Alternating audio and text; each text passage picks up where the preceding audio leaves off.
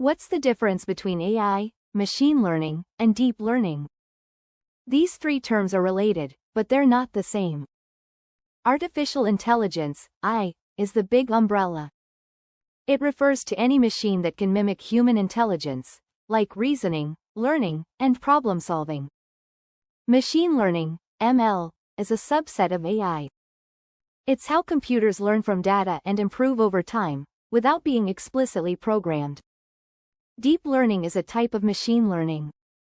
It uses neural networks, algorithms inspired by the human brain, to handle even more complex tasks like image and speech recognition. So think of it like this. AI is the goal. ML is the method. Deep learning is the tool. That's the difference, explained in 3 minutes.